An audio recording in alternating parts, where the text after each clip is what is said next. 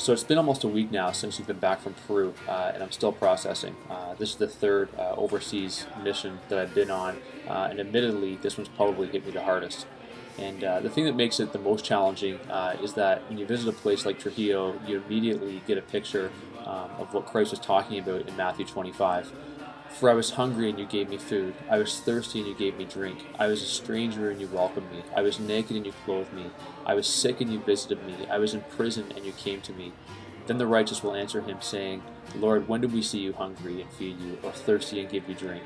And when did we see you a stranger and welcome you, or naked and clothe you? And when did we see you sick or in prison and visit you? And the king will reply, Truly I say to you, as you did it to one of the least of my brothers, you did it to me. Last year, our life group did a compassion study called Hope Lives, and one of the things that struck me early on was a statement that was made about just all of the World Vision and compassion commercials that you see on TV. And most people skip over those commercials and would say that the reason that they do so is because the media already saturates them with famine and war and death on a daily basis, so they don't just see it again and again and again. But the fact of the matter is, the reason that people don't sit there and watch those commercials is because if they did, they would be morally obligated to do something about it. Because you can't just sit there and call yourself a Christian and not take action. But if you can ignore it or skip over it, then maybe your conscience can convince you otherwise. So as I said at the beginning of this video, I'm still processing. I'm processing how in Peru, $3 can change a person's life, while here it gets you half a cup of Starbucks.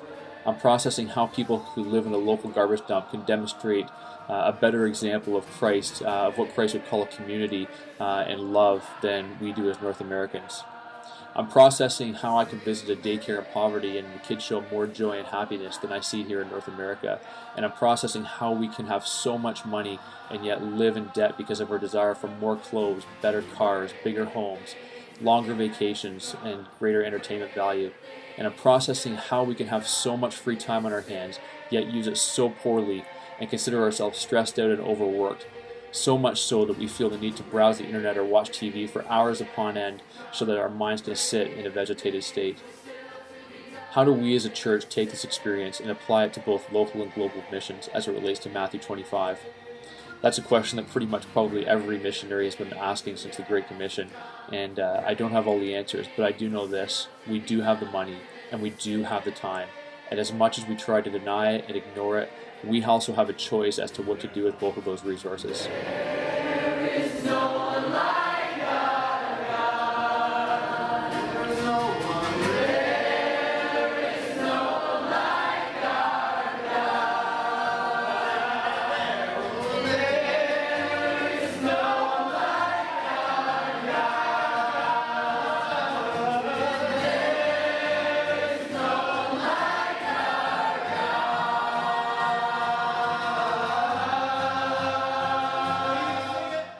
So my challenge to everyone watching this video, including myself, is this. Close your eyes. Imagine that Christ was standing in this room today and preaching from Matthew 25:31-40. For I was hungry and you gave me food. I was thirsty and you gave me drink. I was a stranger and you welcomed me. I was naked and you clothed me. I was sick and you visited me. Truly I will say to you, as you did it to one of the least of these my brothers, you did it to me. Is he honored and glorified with the life choices we are making right now? If not, then what needs to change? We have been given these resources to use for his glory. May he use us as his vessels to glorify his name.